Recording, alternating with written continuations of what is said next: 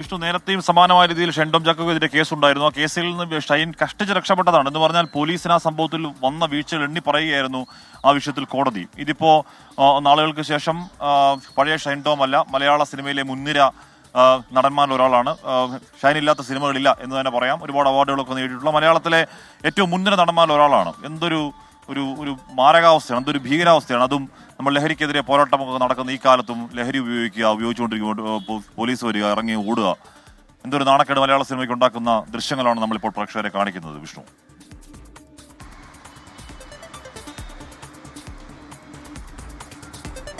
ഹാഷ്മി, നാണക്കേടിന്റെ പരകോടിയിലേക്ക് മലയാള cinema പോകുന്ന കാഴ്ചയാണ് ഈ കാണുന്നത്. ഒരു നടനാണെങ്കിൽ പോലും അത് മലയാള സിനിമയിലെ ഒരു പ്രമുഖ നടനാണ്. ലഹരിക്കെതിരെ മലയാള സിനിമ ഒന്നാകെ നിൽക്കുന്നുവെന്ന് ഫെഫ്ക അടക്കമുള്ള സംഘടനകൾ വ്യക്തമാക്കുന്നു. അമ്മയടക്കമുള്ള സംഘടനകൾ വ്യക്തമാക്കുമ്പോൾ വളരെ ദൃശ്യങ്ങൾ സഹിതം പോലീസ് പറയുകയാണ്. ഇന്നലെ ഞങ്ങൾ രാത്രി ഈ ഹോട്ടൽ മുറിയിൽ പരിശോധനയ്ക്ക് എത്തുമ്പോൾ ഷൈൻടോം ചാക്കോ ആ 314 മുറിയിൽ ഉണ്ടായിരുന്നു. ഞങ്ങളെ കണ്ട ഘട്ടത്തിൽ അയാൾ ആ ജനൽ വഴി ഊർന്ന് ഹോട്ടലിന്റെ പുറത്തേക്കിറങ്ങി ഓടി രക്ഷപ്പെട്ടു പോകുന്നതാണ് കണ്ടത്. അവിടെ നിന്ന് ലഹരി ഉപയോഗിച്ചതിൻ്റെ ചില സാഹചര്യങ്ങൾ അല്ലെങ്കിൽ ചില വസ്തുക്കളൊക്കെ ഞങ്ങൾക്ക് കണ്ടെത്താനായിട്ടുണ്ട്.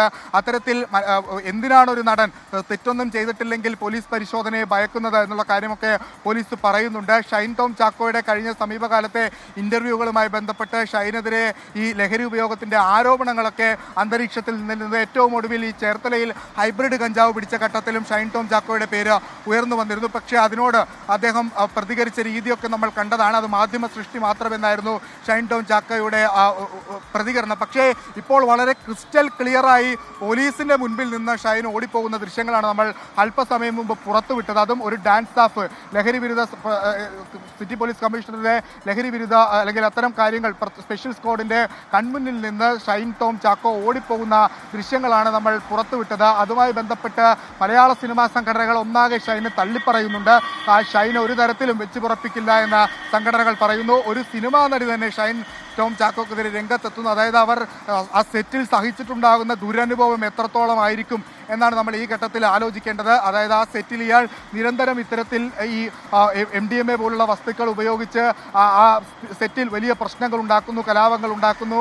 അയാൾ ഈ നടിമാരുടെ മുൻപിലടക്കം വെച്ച് ഈ വസ്തുക്കൾ ഉപയോഗിക്കുന്നു. അത് പാടില്ല എന്നാവശ്യപ്പെടുമ്പോൾ ചിരിച്ചു തള്ളുന്നു, പരിഹസിക്കുന്നു തുടങ്ങിയ കാര്യങ്ങളാണ് വിൻസി അലോഷ്യസ് നൽകിയ പരാതിയിലടക്കം പറയുന്നത്. അത്തരത്തിൽ ഇങ്ങനെ ഈ വസ്തുക്കളൊക്കെ ഉപയോഗിക്കുന്ന ഒരാളെ മലയാള സിനിമയ്ക്ക് എന്തിന് എന്നൊരു ചോദ്യം അവിടെ നിൽക്കുന്നുണ്ട്. മലയാള സിനിമ നിർമ്മാതാക്കളും അതോടൊപ്പം തന്നെ സംവിധായകരുമൊക്കെ ഇയാൾക്ക് എന്തിന് നിരന്തരം സിനിമ കൊടുക്കുന്നു? സ്വാഭാവികമായ ഒരു സിനിമാ സെറ്റിൽ എന്താണ് നടക്കുന്നതെന്ന് അതിൻ്റെ ഡയറക്ടർക്കോ അല്ലെങ്കിൽ പ്രൊഡ്യൂസർക്കോ ഒക്കെ കൃത്യമായ ധാരണയുണ്ടാകും. പക്ഷേ ഇത്തരത്തിലൊരു നടൻ വളരെ ഓപ്പണായി MDMA പോലുള്ള വസ്തുക്കളൊക്കെ ഉപയോഗിച്ചിട്ട് ആ സിനിമയുടെ നിർമ്മാതാവോ അല്ലെങ്കിൽ ആ സിനിമയുടെ സംവിധായകരോ ഒന്നും ഒരക്ഷരം പോലും മിണ്ടുന്നില്ല. ഒരു നടി പരാതി പറഞ്ഞിട്ട് പോലും അക്കാര്യത്തിൽ ഒരു നിലപാടുണ്ടാകുന്നില്ല എന്നതൊക്കെ അതിദാരുണമായ കാര്യമാണ്. പ്രത്യേകിച്ച് പോസ്റ്റ് ഹേമ കമ്മിറ്റി പീരീഡിലാണ് മലയാള സിനിമ നിൽക്കുന്നത്. ഹേമ കമ്മിറ്റി ഉണ്ടാക്കിയ ചലനം അല്ലെങ്കിൽ ഹേമ കമ്മിറ്റി ഉണ്ടാക്കിയ കൊടുങ്കാറ്റ് മലയാള സിനിമയിൽ ഇപ്പോഴും വിട്ടൊഴിഞ്ഞിട്ടില്ല. ആ കമ്മിറ്റിയിൽ ഏറ്റവും പ്രധാനമായി നടികൾ നേരിടുന്ന ലൈംഗികാതിക്രമവും കാസ്റ്റിംഗ് കൗച്ചിനൊപ്പം തന്നെ എഴുതി വെച്ച ഒരു കാര്യമാണ് ഈ നടന്മാരുടെയും അതോടൊപ്പം തന്നെ ഈ ടെക്നീഷ്യൻസ് ഉപയോഗിക്കുന്ന മരുന്നുമായി ബന്ധപ്പെട്ടുള്ള കാര്യങ്ങൾ. അത് കൂടുതൽ അടിവരയിട്ട് സാധൂകരിക്കുന്ന ദൃശ്യങ്ങൾ സഹിതമാണ് ഇപ്പോൾ പുറത്തു വന്നിരിക്കുന്നത്. അതിന്റെ ആ ദൃശ്യങ്ങൾ താങ്ക് യു വിഷ്ണു സുരേഷ്.